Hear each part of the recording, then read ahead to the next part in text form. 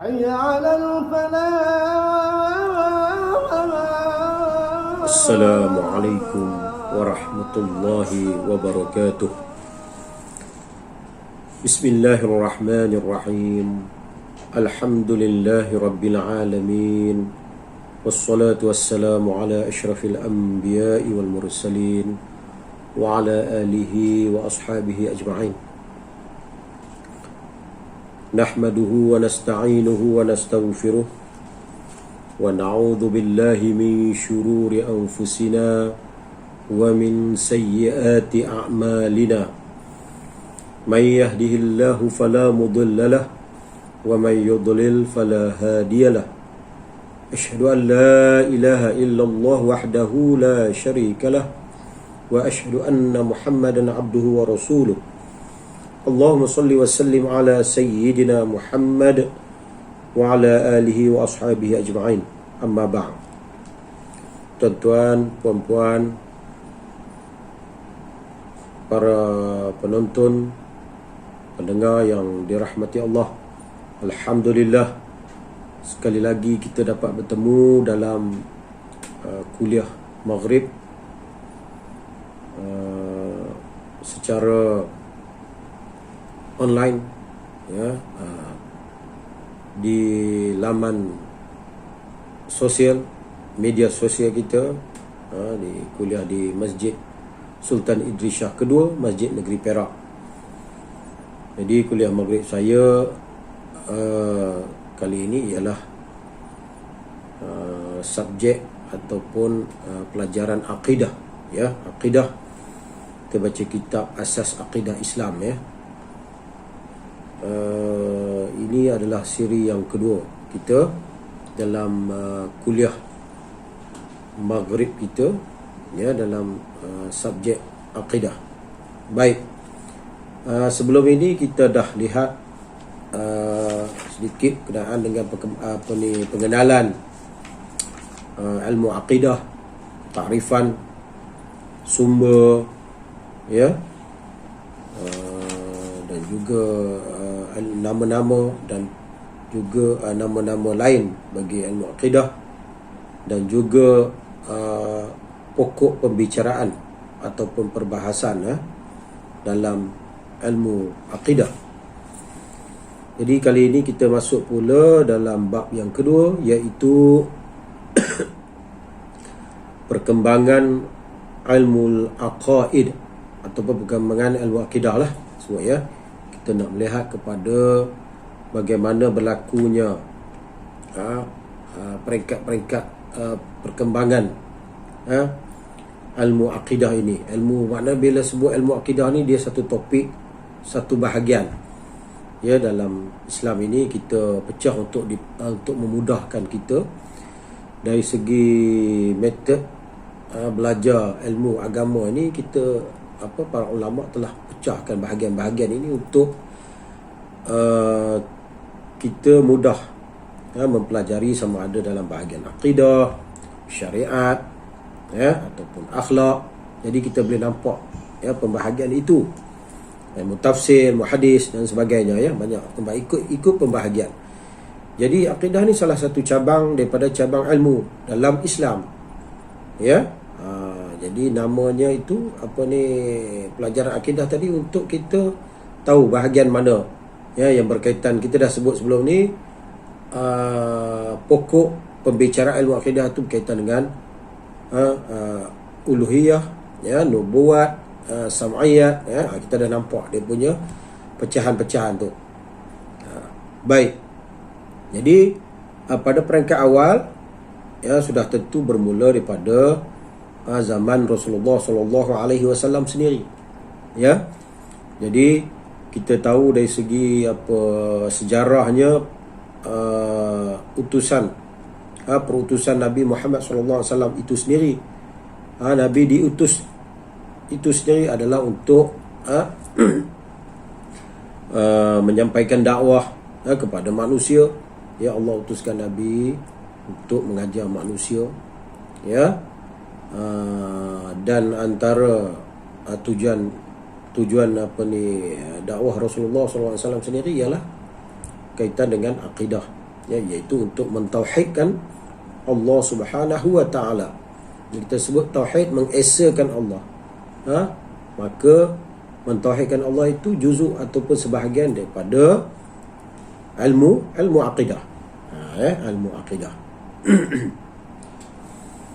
Jadi sebab itulah kita lihat dulu perkembangan ilmu akidah ni bermula daripada zaman Rasulullah sallallahu alaihi wasallam sendiri.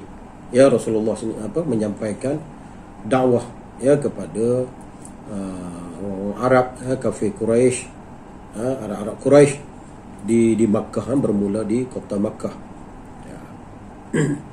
Jadi pada peringkat awal Islam disebarkan di kota Makkah 13 tahun. Nabi SAW pada peringkat awal tu 3 tahun yang awal itu secara sir, tidak secara terang-terang. Itu peringkat bagaimana yang diwahyukan oleh Allah Subhanahu wa taala. Allah menyampaikan wahyu kepada turun wahyu kepada Nabi Muhammad sallallahu alaihi wasallam.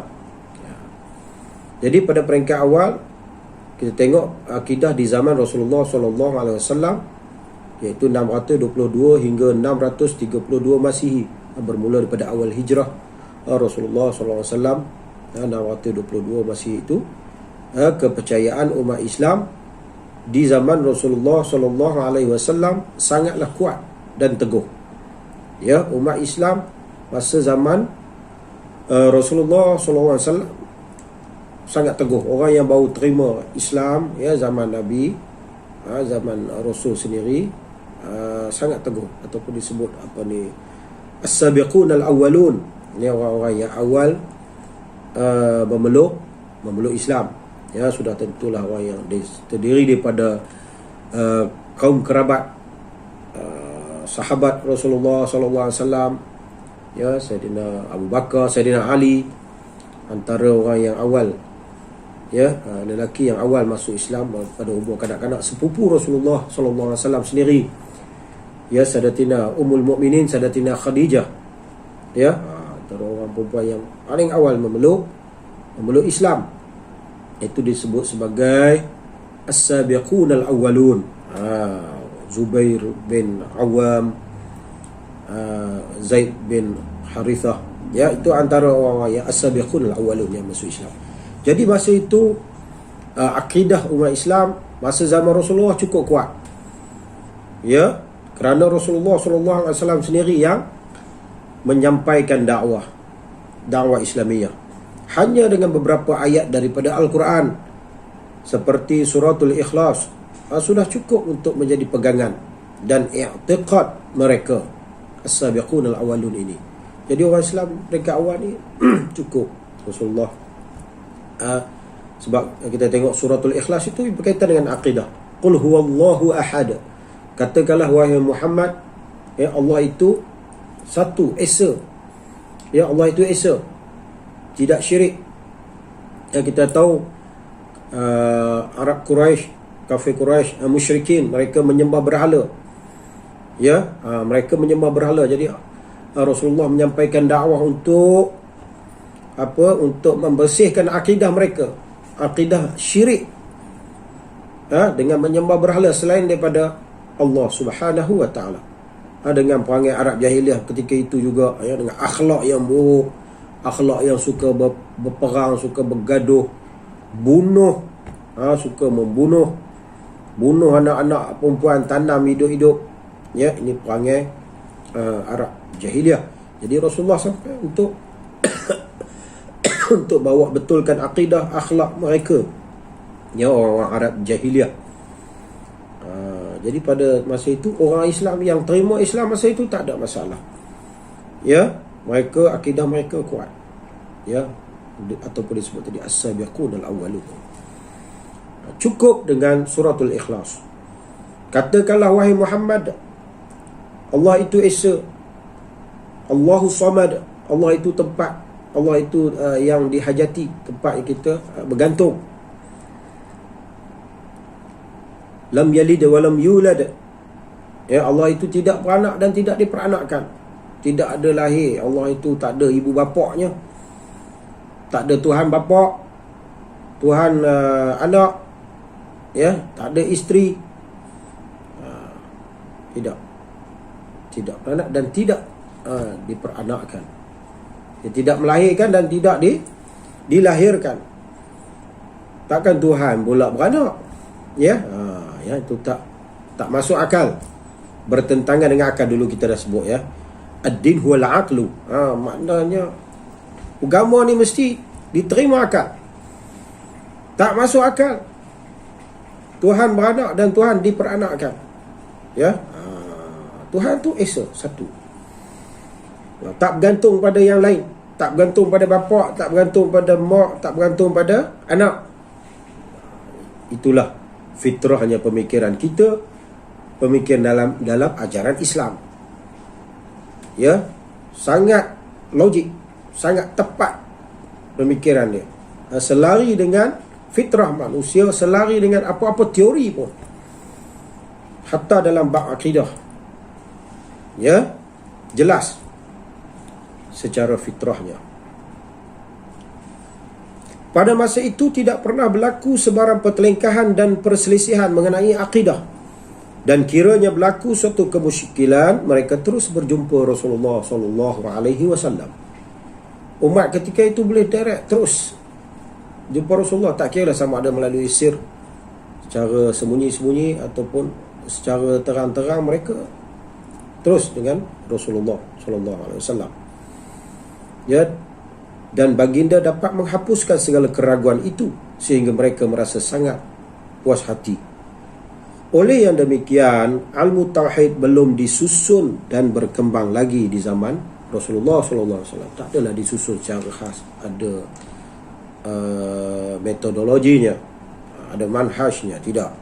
Ya, kerana zaman Rasulullah terus Rasulullah boleh sampaikan. Ya, dah sampai zaman kita ni, zaman kemudian dah, barulah perlu disusun, ya, untuk manusia, memudahkan manusia memahami, ya, untuk memahami sesuatu ilmu. Ya, itu apabila berkembangnya Islam dan manusia perlu rujuk, ya, ada catatan, ada tulisan, penulisan, ada kitab, ya. Ya, ini perkembangan ilmu. Bukan kata di dunia Islamnya perkembangan ilmu semuanya, ya, berkembangnya ilmu begitu, ya, dengan penulisan dan sebagainya. Baik, seterusnya akidah di zaman Khulafa Ar-Rashidin. Ya, zaman para sahabat Khulafa Ar-Rashidin. Sayyidina Abu Bakar, Sayyidina Umar, Sayyidina Uthman, Sayyidina Ali. Ya, keadaan kepercayaan umat Islam di zaman Khulafa Ar-Rashidin tidak berbeza sangat dengan zaman Rasulullah. Tak ada beza sangatlah. Ya, sebab masih kuat masa itu. Ya, kuat kerana pada zaman sahabat dekat dengan Nabi. Termasuk kurun-kurun yang dekat dengan Nabi. Ya, dekat sangat dengan Nabi. Ya, baik. Nabi kata, alaikum bisunnati. Ya, kamu wajib ikut sunnahku dan sunnah sahabatku. Sahabat Ar-Rashidin, Khulafa Ar-Rashidin. Ya, tidaklah berbeza sangat dengan zaman Rasulullah. Cuma timbul sedikit perselisihan di sekitar hukum cawangan sahaja, bukan dasar-dasar akidah. Ya, walau bagaimanapun mereka terus, bila ada masalah cawangan ini, cabang-cabang ini, furu', ya, mereka terus berunding dan kembali kepada kitab Allah dan sunnah Rasulullah sallallahu alaihi wasallam. Dan kiranya tidak didapati daripada Al-Quran dan Al-Hadis, mereka membuat perbandingan menggunakan qiyas. Ya, para sahabat Khulafa Ar-Rasyidin ini gunakan qiyas. Ya, mereka kiaskan dengan hukum-hukum yang ada, dengan apa yang telah berlaku pada zaman Rasulullah sallallahu alaihi wasallam. Tegasnya, di zaman Khulafa Ar-Rasyidin tidak timbul pembicaraan tertentu mengenai ilmu aqad ini, ilmu akidah inilah. Ya, tak adalah timbul pembicaraan, dan cuma kita lihat nanti ada sedikit pada itu pun bukan bermula dengan bab akidah. Ya, ada pengaruh luar pada zaman bermula selepas pada zaman Saidina Uthman, ya, selepas wafatnya Saidina Uthman, maka ada berlaku pengaruh luar, ya, sekitar perkara kaitan dengan politik, ya, di situ maka timbul, itu pun dapat diselesaikan oleh para sahabat ketika itu. Ini orang kata apa, baru peringkat permulaan, ya, asal daripada masalah lain, bukan masalah akidah, masalah politik. Politik datang daripada pengaruh luar, ya, daripada kaum munafiqin, orang Islam sendiri yang munafik, ya, daripada Sabaiyah, golongan Sabaiyah yang bermula daripada Ibnu Sabah sendiri, ya, seorang Yahudi berasal daripada Yaman, Sana'ah Yaman, di mana beliau telah memeluk Islam, ya, beliau telah memeluk Islam, tapi kata ulama, setelah itu beliau menjadi orang yang munafik, ya, yang merosakkan Islam pula, munafik kerana dendam beliau kerana tidak mendapat jawatan, di dalam apabila memeluk Islam. Khalifah Sayyidina Osman tidak memberi jawatan kepada beliau, dan disitulah mulanya niat jahat, hasutan, provokasi daripada Ibnu Sabah, ya, sekitar perkara politik, tetapi selepas itu berkembang menjadi perbalahan akidah kerana retitan daripada itu, ya, kerana retitan yang berlaku selepas itu, peristiwa-peristiwa hasil daripada cucukan itu, hasutan, maka berlakulah suasana tidak perbalahan di kalangan umat Islam, kesan daripada fahaman Ibnu Sabah ini. Ini bahayanya munafik, orang munafikin ini bahaya dalam Islam, ya. Dia boleh memberi kesan kesan besar kepada umat Islam itu sendiri, sehinggalah timbulnya pahaman Syiah, ya. Nanti kita lihat ini, kemudian nanti kita akan bertemu. Baik, seterusnya yang ketiga, peringkat yang ketiga ialah akidah di zaman Umayyah, iaitu pada 661 hingga 750 Masihi, ya, sekitar sehingga tahun 130 Hijrah, ya. Baik, semenjak berlakunya pembunuhan ke atas Saidina Uthman, ni, ya, selepas berlakunya pembunuhan ke atas Saidina Uthman bin Affan, maka mulalah timbul perpecahan di kalangan umat Islam, dan lahirlah golongan yang dinamakan Khawarij, Syiah, dan lain-lain lagi, Murji'ah dan sebagainya. Ni kumpulan yang timbul apabila berlakunya selepas kematian, pembunuhan ke atas Saidina Uthman. Sebab kita ingat tadi saya dah sebut sedikit sejarah awal itu, Ibnu Sabah yang kecewa, yang menyimpan dendam terhadap Saidina Uthman kerana tidak mendapat apa-apa jawatan apabila beliau memeluk Islam, ya, dan menjadi orang yang munafik dan bersifat yang ingin membalas dendam, dan muncullah pahaman Sabaiyah, dan Sabaiyah ni wujud. Sabaiyah ni maknanya pengikut kepada Ibnu Sabah, macam kita Syafi'iyah, pengikut kepada Imam Mazhab Syafi'i, ya. Jadi Sabaiyah ni memang wujud, golongan Sabaiyah dipanggil. Maka kita lihat sinilah, maka lahirlah selepas perpecahan di kalangan umat Islam, apabila pembunuhan yang berlaku pada Saidina Uthman ini, maka jarum-jarum Sabaiyah ini, doktrin yang dibawa oleh Ibnu Sabah dan juga Sabaiyah ini, golongan pengikut-pengikut beliau, telah menyebabkan peperangan dalam Islam, seperti peperangan Siffin, peperangan Jamal. Maka lahirlah di sana ada perjanjian damai, perjanjian tahkim, maka ketika itulah yang disebut tadi, lahirlah golongan-golongan yang dinamakan Khawarij, Syiah, ya, Murji'ah dan sebagainya. Ini ya, kumpulan yang lahir ketika itu. Walaupun pada asalnya perselisihan mereka itu mengenai politik. Tadi kita sebutnya sekitar politik. Bermula pada politik Ibnu Sabah sendiri, ya, dia cucuk-cucuk pakai rebut nak jadi khalifah kerana kita tahu ada pertalian keluarga di antara Saidina Uthman dengan Saidina Muawiyah. Maka di sinilah kumpulan Sabaiyah ni mengambil kesempatan melaga-lagakan. Lebih-lebih lagi, beliau Ibnu Sabah ini telah menyebut bahawa telah mengapi-apikan melaga-lagakan umat Islam dengan menyatakan bahawa Rasulullah SAW telah mewariskan jawatan khalifah itu kepada Saidina Ali. Oh, yang ni yang besarnya, yang beratnya, mewariskan kepada Saidina Ali, menyebabkan golongan-golongan yang taksub berpegang taksub kepada pandangan ini bahawa Saidina Ali adalah pengganti Rasulullah SAW, maka golongan inilah yang lahir munculnya Syiah ini. Syiah ini maknanya pengikut yang sangat taksub. Berjayanya Ibnu Sabah ini sehingga Saidina Ali sendiri pun marah kepada Ibnu Sabah, ya. Jadi ini adalah golongan yang sehingga mengangkat Saidina Ali kepada tahap Tuhan, ya.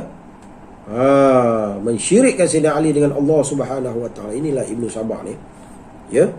Jadi beliau dan juga pengikut-pengikut beliau, ini yang kata lahirnya Syiah. Sebab itu Syiah tidak dapat menafikan. Terdapat dalam kitab-kitab Syiah sendiri sebenarnya. Ibnu Sabah ni sangat glamour, terkenal di dalam kitab Syiah sendiri, bukan kitab Sunni, ya, kitab Syiah sendiri. Jadi, ya, mereka kumpulan yang sangat taksub dengan Saidina Ali tidak dapat terima, ya, bahawa Saidina Abu Bakar, sehingga mengkafirkan Saidina Abu Bakar, Saidina Umar, Uthman dan juga isteri-isteri para isteri Nabi, ya. Ini golongan Syiah. Yang satu lagi Khawarij ini yang keluar, yang mengkafirkan Saidina Ali pula dengan Muawiyah sekali, ya. Golongan yang mengkafir dalam perjanjian tahkim itu menolak kedua-duanya. Khawarij keluar terus, ya. Mereka tidak menyokong kedua-duanya kerana mereka menganggap bahawa kedua-duanya adalah kafir, berbalah dalam hal agama. Ini juga timbul, ini kita kata kesan daripada perbalahan ataupun provokasi terhadap agama Islam, fitnah pada agama Islam itu. Walaupun pada asalnya perselisihan mereka ini kita sebut tadi politik dan jawatan khalifah, tetapi akhirnya menjalar kepada perselisihan hukum-hukum dan akidah Islam pula. Ya, bila dah mengkafir ini, maka ini yang kita katakan satu perbahasan yang ada dalam cabang ilmu akidah. Ya, bila dah masuk bab mengkafir ini. Dengan sebab itu kira-kira di akhir pemerintahan kerajaan Umayyah lahirlah golongan-golongan yang membawa pegangan yang salah dan bertentangan dengan ajaran Islam yang sebenar. Maka dengan itu lahirlah pula tokoh-tokoh Islam yang bangkit menolak kepercayaan yang salah pada masa itu. Dia mulalah, ya, bila berlaku perbalahan, dah mengkafir, dah mula berbahas perkara akidah, maka lahirlah pahaman-pahaman. Kita tahu masa zaman itu juga Islam dah berkembang sedikit, ya. Islam dah mula berkembang pada zaman Umayyah, ya. Islam dah mula berkembang. Jadi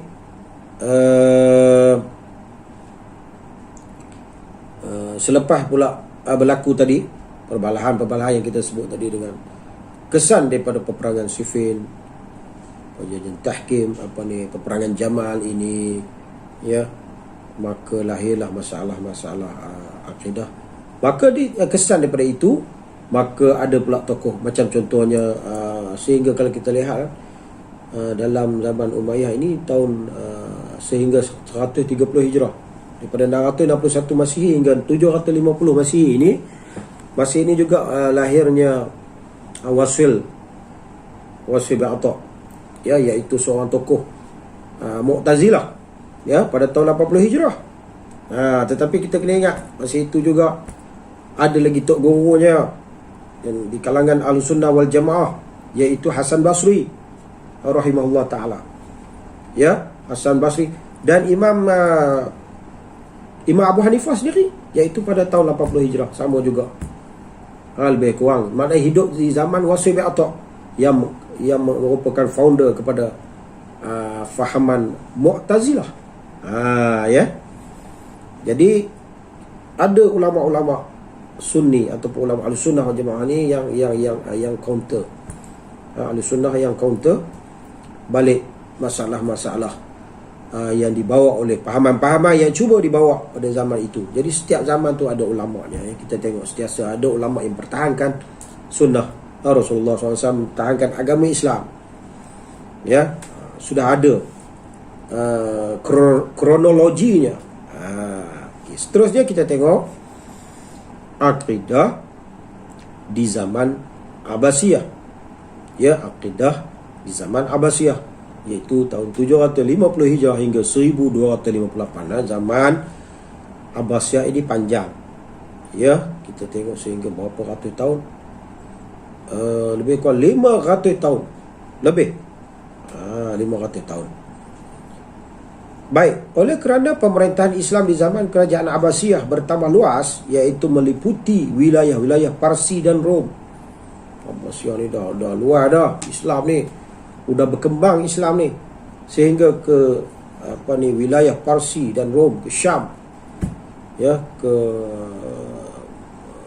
pergi ke ke utara, ke Eropah, ya, serta ramai pula orang-orang ajam, iaitu ajam ni orang-orang yang bukan Arab, ya, ajam, orang yang bukan Arab yang memeluk Islam. Maka umat Islam terpaksa menghadapi berbagai-bagai kepercayaan yang salah. Ialah bila Islam ni telah berkembang, kita tengok Islam dah berkembang. Hatta selepas itu sampai ke tanah Melayu sebenarnya, ya. Selepas pada itu lagi di Nusantara juga ketika itu bukannya asalnya bukan Islam, ya, agama-agama yang ada yang Hindu pun sudah sampai di Nusantara. Jadi budaya-budaya tu kita cerita tadi, ya, budaya agama yang asal, agama sebelum itu, dan juga pahaman-pahaman sebelum itu, sembahan-sembahan pada sebelum itu, budaya-budaya itu masuk, ya, ada adat yang ada, ya, dalam budaya mereka sebelum memeluk Islam, datang daripada bekas-bekas penganut-penganut agama Majusi, Brahman dan lain-lain lagi. Ni kita kata ni, ya, maknanya masih ada bercampur. Ketika itulah berkembangnya ilmu akidah. Nak jelaskan balik, ulama nak terang, yang ini bukan daripada sumber Islam, yang ni Islam, ini caranya, ya, yang ni termasuk dalam syarak, yang ni tak termasuk, ya. Sebab orang yang disebut tadi ajam, orang bukan Arab, tapi itulah Islam sampai dengan dakwah, bukan dengan kekerasan. Islam sampai dengan, jadi ulama mengajar, ulama yang bijak, menyampaikan ilmu cara hikmah, cara bijaksana, ya. Dengan yang demikian lahirlah tokoh-tokoh Islam yang dalam bidang ilmu aqaid. Kalau kita tengok yang lahirlah zaman lepas itu lagi lah Imam Abu Hanifah tadi kita sebut, Imam At-Tahawi, Imam Abu Hasan Asy'ari, Abu Mansur Al-Maturidi. Ini imam kita, imam dalam akidah, ya. Imam Abu Mansur Imam Abu Hasan Asy'ari pada 260 Hijrah, Imam At-Tahawi 239 Hijrah, dalam akidah Tahawiyah. Kalau Imam Abu Hanifah Fiqhul Akbar, ini lagi awal, ya. Kita tengok sentiasa ulama-ulama yang dalam dalam bidang akidah ini, ulama-ulama dulu memang hebat, ya, dalam semua dalam banyak bidang, yang mereka menguasai akidah, fiqh, lughah, tafsir, hadis, ya. Jadi tidak timbul masalah ketika itu, ya. Ulama zaman-zaman para kita panggil zaman tabi'in, selepas zaman Rasulullah, para sahabat, lepas sahabat tabi'in, sahabat yang hidup zaman Rasulullah, tabi'in yang selepas itu, ya. zaman yang sempat hidup dengan zaman sahabat. Ini golongan tabi'in dan seterusnya, tabi'in. Ya, ini zaman-zaman ni dah Islam dah berkembang. Tokoh-tokoh Islam pun ada. Ya, dan mereka masih hebat. Mereka masih dekat dengan Nabi. Termasuk kalau disebut dalam hadis, termasuk dalam 3 kurun. Ya. Nabi kata apa? Sebaik-baik kurun qarni. Ya. Allahumma salli khairukum qarni. Sebaik-baik kamu adalah kurunku. Thumma alladhina yalunahum. Thumma alladhina yalunahum. Ya, atau kama qala.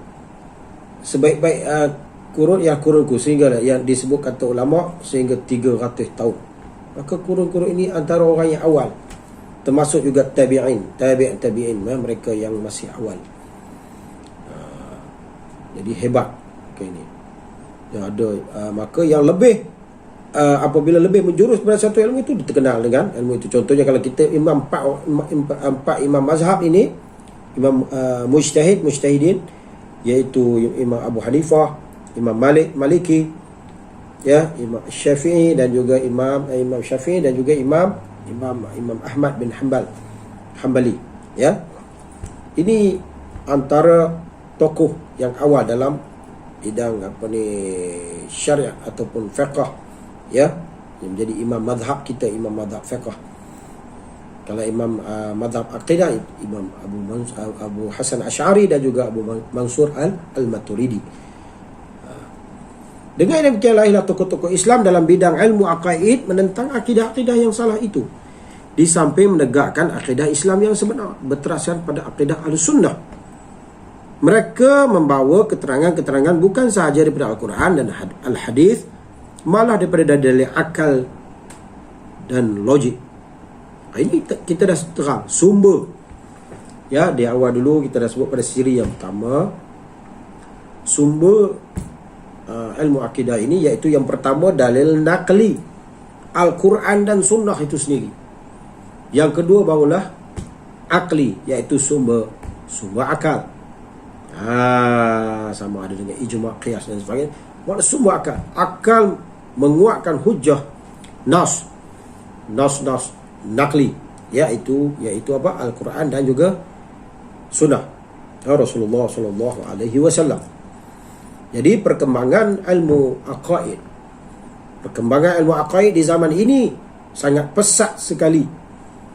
Kitab yang dikarang oleh ulama Islam bertambah banyak dan terus maju. Tadi kita dah sebut, Imam Abu Hanifah hanya Fiqhul Akbar, Aqidah Tahawiyah, ya, Imam At-Tahawi, dan juga antara kitab Abu Hasan Asy'ari Al-Ibanah, ya, Al-Ibanah fi usul diyanah, ya, kitab Imam Abu Hasan Asy'ari, antara kitab-kitab aqidah.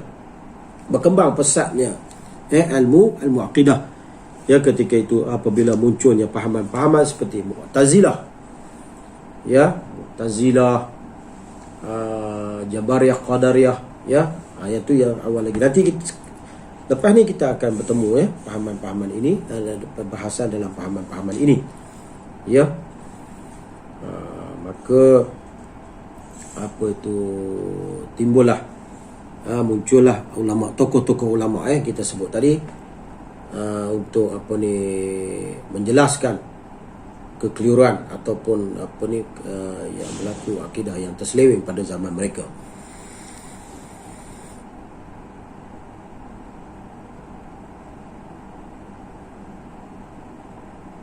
Mana tadi, ya Allah. Perkembangan ilmu akidah di zaman ini sangat pesat sekali. Kitab-kitab yang dikarang oleh ulama Islam bertambah banyak dan terus maju dalam berbagai bidang dan bahasa, kerana ilmu ini telah pun diwajibkan di waktu permulaan Islam lagi. Kita dah sebut, Rasulullah SAW ini zaman Rasulullah mula untuk mentauhidkan Allah Subhanahu Wa Taala. Ya, permulaan Islam lagi kemudian dipelajari dan dikaji oleh umat Islam dari semasa ke semasa, dan dianggap satu cabang ilmu yang terpenting yang dipelajari secara khusus oleh umat Islam. Jadi satu cabang ilmu yang penting, satu cabang ilmu yang besar, ya. Sehingga diwujudkan fakulti usuluddin di universiti Islam. Itu kita tengok di universiti ada usuluddin, ada syariah, ya, ada dirasat, pada pengajian Islam, ya.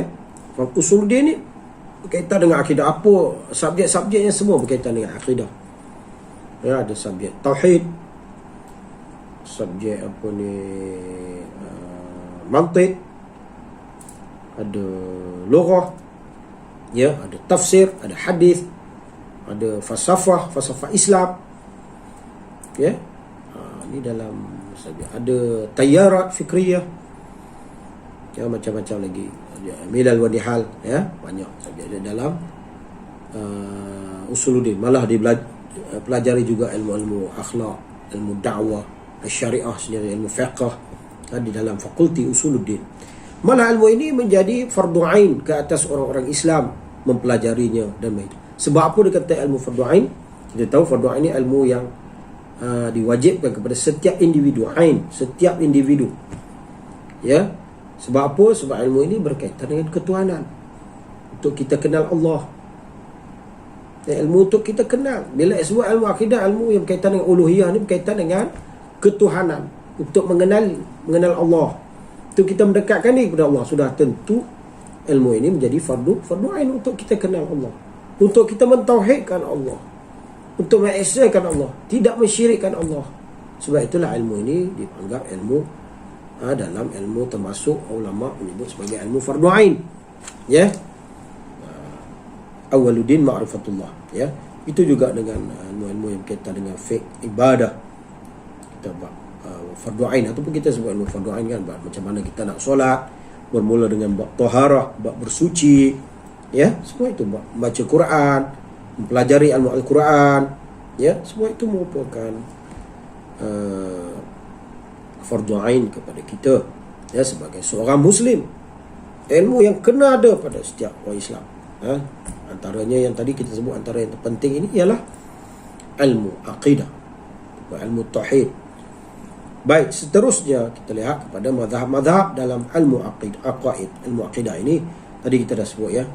Mazhab-mazhab ini maknanya kumpulan-kumpulan fahaman-fahaman, fahaman-fahaman yang ada dalam kumpulan perbahasan akidah, ya. Munculnya pahaman-pahaman dalam akidah. Tadi kita sebutlah bila berlaku khilaf di sana, ya, ada yang salah faham, terseleweng, terpengaruh, sumber-sumber yang terpengaruh daripada falsafah. Tadi kita kata dah masuk Rom, Parsi, Yunan, Athens, ya, Greek, falsafah Greek. Bukan Greek Ulu Perak tu, Greek tu Athens di Eropah, ya. Jadi falsafah ni dah masuk dalam pahaman-pahaman orang Islam yang terpengaruh. Akhirnya mereka menggunakan teori-teori yang mengutamakan teori-teori luar, teori-teori falsafah luar, sedangkan kita ada falsafah Islam. Kita Islam tidak menolak ilmu, termasuklah ilmu falsafah, tapi ilmu falsafah yang berlandaskan kepada syariat.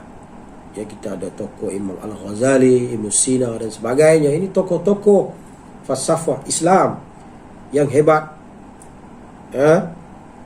Maka mereka telah orang kata ada proses islamisasi di sana. Proses islamisasi ilmu itu, Islamization of knowledge, istilahnya tu, ya, sudah masuk kepada kaedah-kaedah Islam, ya. Jadi tokoh Imam Al-Ghazali seorang tokoh falsafah yang hebat, ulama terkenal, ya, dalam banyak bidang, ya. Jadi inilah kita kata tokoh-tokoh ini, mereka ini yang telah pada zaman mereka ini, mereka membetulkan semula ada yang penyelewengan yang berlaku sepanjang sejarah perkembangan ilmu akidah sehingga pada zaman kita. Zaman kita ni pun macam tu juga. Kita ada jawatan kuasa fatwa. Bila ada fahaman-fahaman yang bertentangan dengan ahli sunnah wal jamaah, kita jelaskan.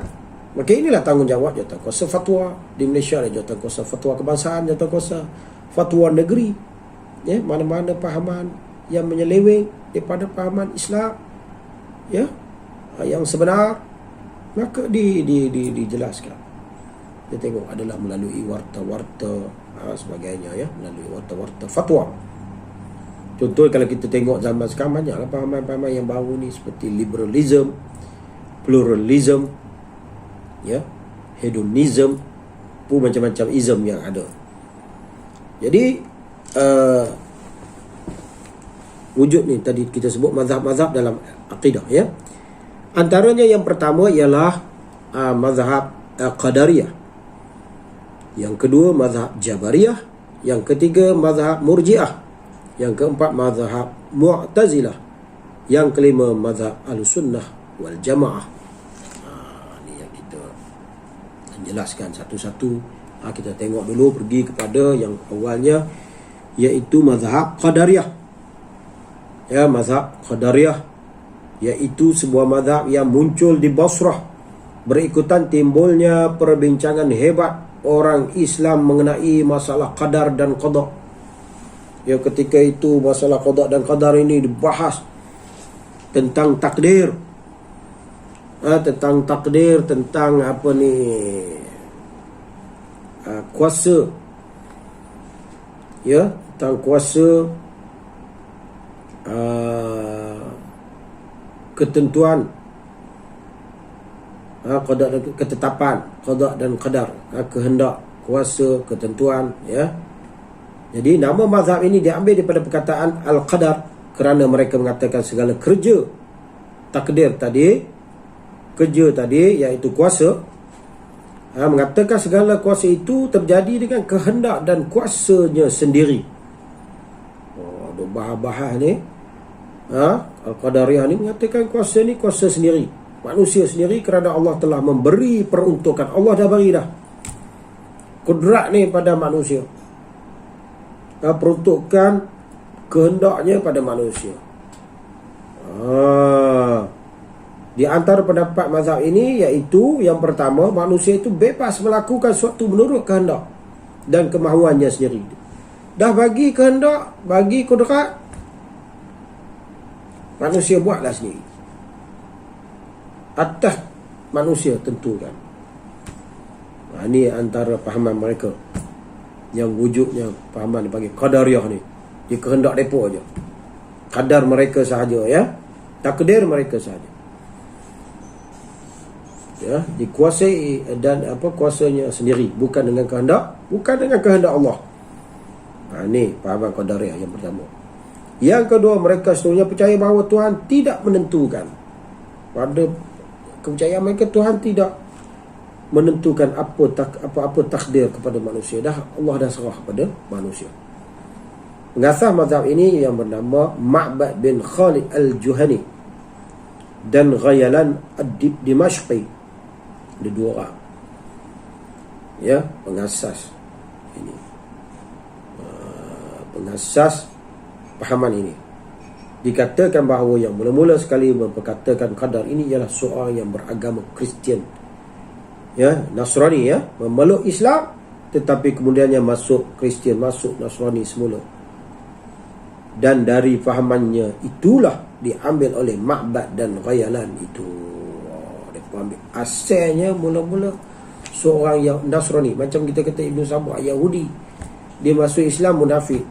Ini pun seorang Nasrani, dikatakan ada pandangan yang mengatakan bahawa pahaman Qadariyah ini daripada seorang Kristian, daripada seorang Nasrani, ya, lepas tu masuk Kristian balik. Itu dia percaya kepada perbuatan manusia ni, manusia yang menentukan kehendak manusia, tidak ada campur tangan daripada Allah Subhanahu wa taala. Baik, itu pahaman Qadariyah. Yang kedua, pahaman Jabariyah. Ya, fahaman Jabariyah pula. Jabariyah ni dia kontra dengan Qadariyah. Ini Jabariyah. Fahaman ini muncul di Kufah pada zaman kerajaan Bani Umayyah yang diketuai oleh seorang yang berasal dari Khurasan bernama Jaham bin Safwan. Jahmiyah ini juga ataupun sebut pahaman Jahmiyah ini, iaitu mazhab Jabariyah. Jabariyah ini, nama Jabariyah ini diambil daripada perkataan Al-Jabar, artinya dipaksa. Dipaksa, Al-Jabar, Jabariyah. Di antara pendapat mereka ialah manusia, ini percayaan mereka, manusia itu digagahi dan dikuasai sepenuhnya oleh Allah. Makna dipaksa, Allah saja menentukan atas kehendak Allah, kayak apa ni, kuasa Allah. Manusia ni tak ada apa, kedekat pun tak ada. Semua Allah menentukan. Perjalanan dia, pergerakan dia, apa semua, kemahuan dia, tak ada, semua Allah. Ya, makna dia serah, digagahi sepenuhnya oleh Allah. Yang kedua, manusia tidak mempunyai apa-apa usaha atau ikhtiar dalam melakukan perbuatan. Ikhtiar apa pun tak ada manusia. Ni kata apa, orang Melayu kata apa, rezeki kalau dah secupak-secupak lah, tak jadi segantang. Jenis kurang macam tu lah. Ya, manusia ni tak usah buat banyak mana pun, banyak tu je, tak akan bertambah dah kita ni. Dah ditentukan dah semua dah. Apa benda nak kena buat lagi? Kau dah secupak-secupak lah, tak akan jadi segantang. Ini antara serupa orang terpengaruh dengan pahaman Jabariyah lah ni. Ya, nak tahu. Mana orang tak mau, tak ada usaha, orang malas. Dia percaya Allah dah tentu banyak tu lah, secupak je, tak akan jadi. Mana tak adalah ayat-ayat yang suruh kita, ada perintahkan kita untuk apa ni, berusaha. Ya, wa qul i'malu fasayarallahu 'amalakum. Kan Allah perintahkan kita bekerja. Ya. Yang kedua, yang ketiga, manusia diibaratkan seperti kapas di udara yang boleh ditiup angin ke mana-mana sahaja. Dah tadi kata tak ada manusia, tak ada apa, power tak ada, keinginan pun tak ada, kudrat pun tak ada, semua Allah gagahi. Duduk saja macam tu, jadi malas. Pahaman ni selalu yang jadi malas ini.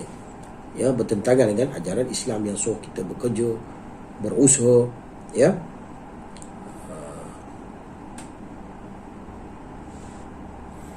pegangan mereka ini didasarkan kepada umum maksud firman Allah, ambil pada makna umum je. Allah khaliqu kulli syai'.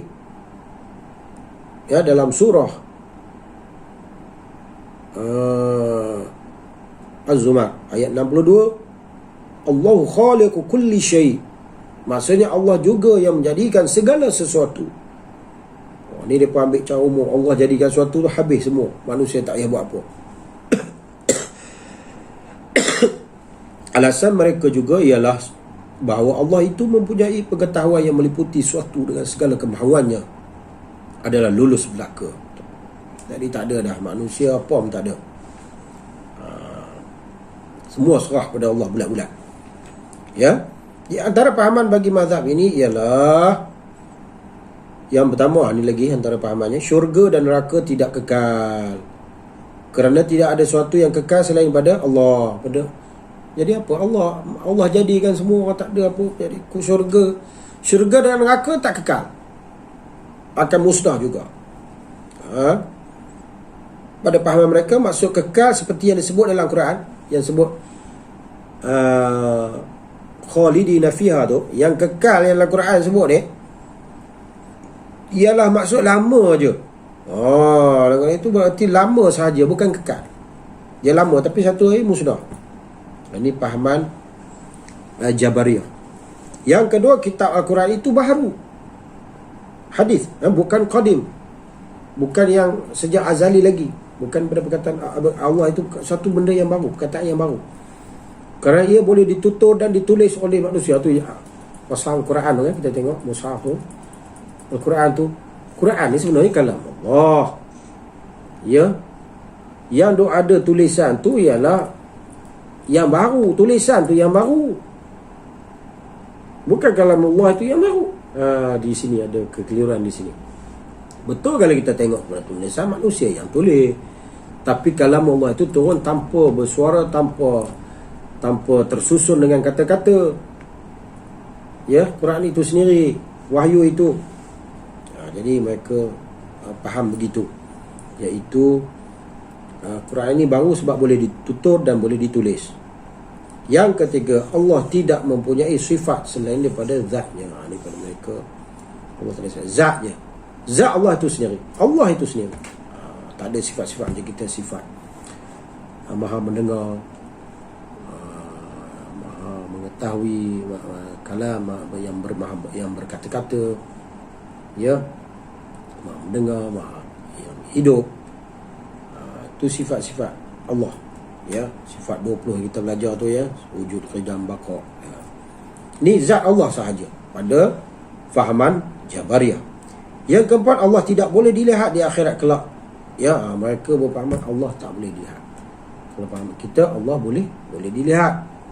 Bagi ahli sunnah, ya, sunni, kita dapat lihat di akhirat nanti. Di dunia ni tak dapat. Ya, mereka tak dapat lihat. Allah tidak boleh dapat dilihat di akhirat kelak. Baik, ini fahaman Jabariyah, ya, Jabariyah. Kita tengok ada satu lagi lah, ya, mazhab Murji'ah. Tadi kita dah tersebut dah. Murji'ah ni, kumpulan ini berasal daripada golongan politik, tetapi tidak meninggalkan bahagian itu dan mengambil sikap berkecuali, terutama dalam masalah perselisihan umat Islam mengenai jawatan khilafah yang berlaku di antara puak Khawarij dan Syiah. Ya, Murji'ah ni maknanya ditangguh. Ya, perkataan Murji'ah itu diambil daripada perkataan arja', iaitu berarti menangguhkan. Murji'ah ni golongan yang menangguh. Dia pun ni tidak masuk mana-mana pihak. Ingat tadi kita dah cerita di awal tadi, ada Khawarij, ada Syiah yang berbalah lepas perjanjian tahkim itu. Ya, mereka ini tangguh, tak join mana-mana. Ya, Murji'ah ni bagus, peringkat awal dia bagus. Ya, Murji'ah ni tidak campur tangan dalam perbalahan politik. Ya, tak ada nak kafirkan apa semua, tak ada. Nak taksub jadi Syiah pun tidak, nak mengkafirkan Sayyidina Ali dan juga Muawiyah pun tidak. Jadi ini yang dinamakan Murji'ah.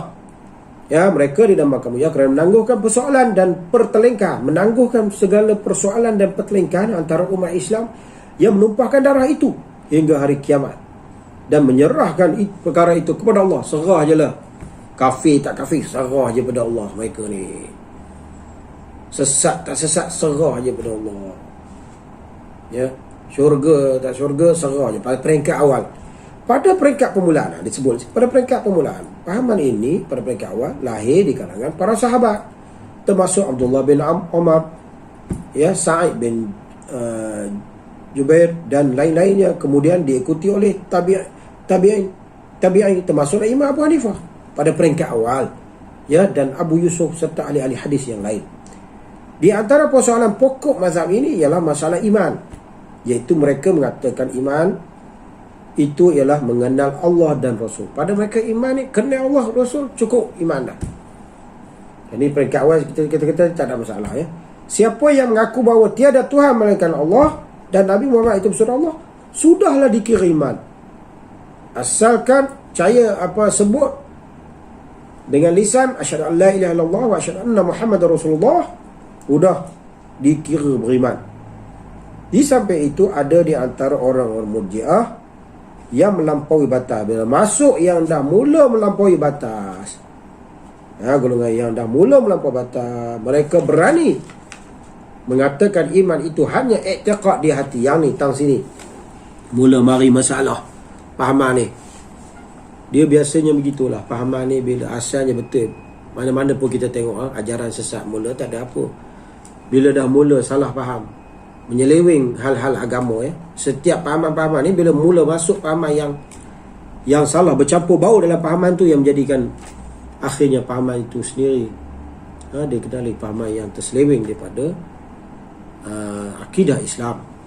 Ya, yang mana mereka yang kemudian ini mereka mengatakan bahawa i'tiqad, tang sini yang masalahnya, iaitu i'tiqad hanya di hati. Seorang yang mengaku dirinya kafir secara terang, Ini masalah dia. Kalau dia mengaku kafir pun secara terang, ini tani ada masalah dengan ajaran Islam. Ya, seorang yang mengaku dirinya kafir secara terang-terang atau menyembah berhala dan mati dalam keadaan itu dikira mukmin juga, asalkan i'tiqad di hati. Ya, sebab dia kata apa? Hanya i'tiqad di hati, hanya melafazkan asyhadu an la ilaha illallah wa asyhadu anna rasulullah. Ya, lepas itu dah pula isytihar diri menjadi kafir. Ya, menyembah berhala, di apa ni, mengakui dirinya kafir secara terang-terang. Bila mengaku kafir secara terang-terang, jatuh Islam, ikut akidah Ahlussunnah. Ya, di sini masih walaupun mengaku pernah, asalkan pernah menyebut dulu, pernah bersyahadah, lepas itu mengaku keluar Islam secara terang, masih lagi dikira mukmin juga. Ini masalah tang sini. Ada sikit ada masalah akidah di sini. Dan ia akan menjadi ahli syurga di akhirat kelak. Mana orang yang murtad pun masih dikira ahli syurga. Ini masalah pada golongan Murji'ah yang melampau, yang terus, yang golongan yang kemudian. Ya, bukan tu pada peringkat awal yang kita kata ramai golongan sahabat mengikut golongan Murji'ah ni yang menangguhkan daripada melibatkan diri dalam soal pertelingkahan umat Islam ketika itu. Jadi ini sikitlah kita beberapa pahaman sebelum kita masuk nanti pahaman yang seterusnya, itu Mu'tazilah dan juga Ahli Sunnah. Jadi kita habiskan beberapa pahaman di peringkat awal yang berlaku dalam perbahasan ilmu akidah ini. Jadi itu sahaja, sehingga kita berjumpa lagi. Aqulu qawli hadha wa astaghfirullahal azim li wa lakum. Wassalamu alaikum warahmatullahi wabarakatuh.